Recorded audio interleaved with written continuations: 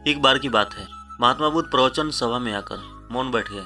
शिष्य समुदाय उनके इस मौन के कारण चिंतित हुए कि कहीं वे अस्वस्थ तो नहीं हैं। आखिर एक शिष्य ने पूछ ही लिया, भंते, आप आज इस तरह मौन क्यों हैं? वे नहीं बोले। तो दूसरे शिष्य ने फिर पूछा, गुरुदेव, आप स्वस्थ तो हैं? बुद्ध फिर भी मौन नहीं बैठे रहे। इतने में बाहर से एक व्यक्ति ने जोर से पूछा, आज आपने मुझे धर्म सभा में आने की अनुमति क्यों नहीं दी? बुद्ध ने कोई उत्तर नहीं दिया और आंखें बंद कर ध्यान मग्न हो गए।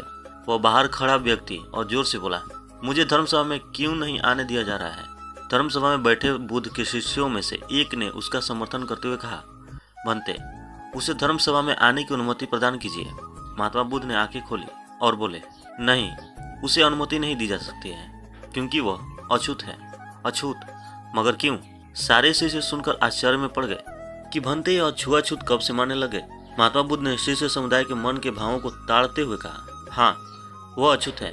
वह आज अपनी पति से लड़ कर आया है। क्रोध से जीवन की शांति भंग होती है। क्रोधी व्यक्ति मानसिक हिंसा करता है। इस क्रोध के कारण ही शारीरिक हिंसा होती है। क्रोध करने वाला अछूत होता है, क्योंकि उसकी विचार तरंगे दूसरों को भी प्रभावित करती हैं। उसे आज धर्मसभा से बाहर ही रहना चाहिए। उसे वहां खड़ा रहकर पश्चाताप की अग्नि में तप कर शुद्ध होना चाहिए। शिष्यगण समझ गए कि अस्पृश्यता क्या है और अछूत कौन है। उस व्यक्ति को भी बहुत पश्चाताप हुआ। उसने कभी भी क्रोध न करने का प्रण लिया। बुद्ध ने उसे धर्मसभा में आने की अनुमति प्रदान कर दी।